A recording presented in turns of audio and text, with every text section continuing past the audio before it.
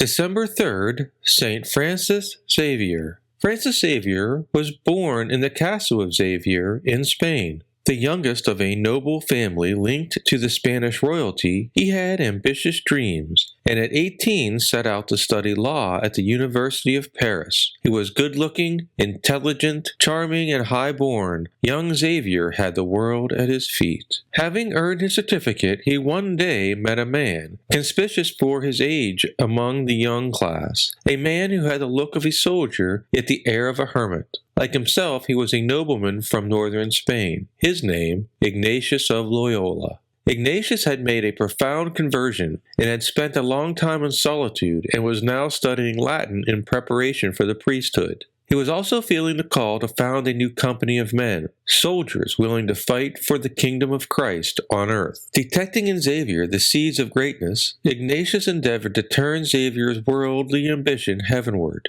Every time the two met, Ignatius commented, "What does it profit a man to gain the whole world, if in the end he loses his soul?" In the end, Xavier was among the first 7 men who vowed themselves to the service of God in the year 1534. They were the first members of the Company of Jesus, or the Jesuits. Appointed as a missionary to the East Indies in the year 1541, Francis Xavier finally arrived in Goa after a grueling sea voyage lasting 13 months. He had also been constituted by the Pope as Apostolic Nuncio to the East. At his missionary post, Francis Xavier was untiring in the pursuit of souls, ministering not only to the natives of India, but also to the Portuguese colonizers of the area, who at times had lapsed into scandalous conduct. His unquenchable zeal was also full of charitable tact, and he made people feel he was one of them. With the learned he was learned, with those in authority he was a statesman, with the simple he was simple, with the poor he was poor.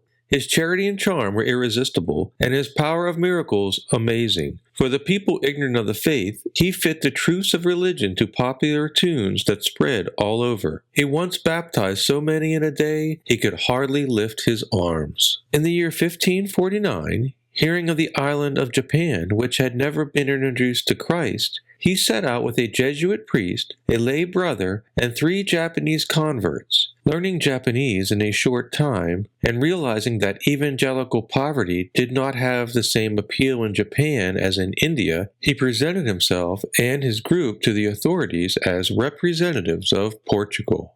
They wore fine clothes and offered costly gifts provided by the authorities of India. St. Francis Xavier planted in Japan the first seeds of Catholicism. In the year 1553, Xavier fulfilled another great dream, that of reaching China. Prevented by a fever from reaching the mainland itself, he died within sight of it on a remote island. He was only 46 years old. His body, found incorrupt despite having been laid in lime, was brought back to Malacca, where it was received with great honors. It was later translated to Goa. It is incorrupt to this day.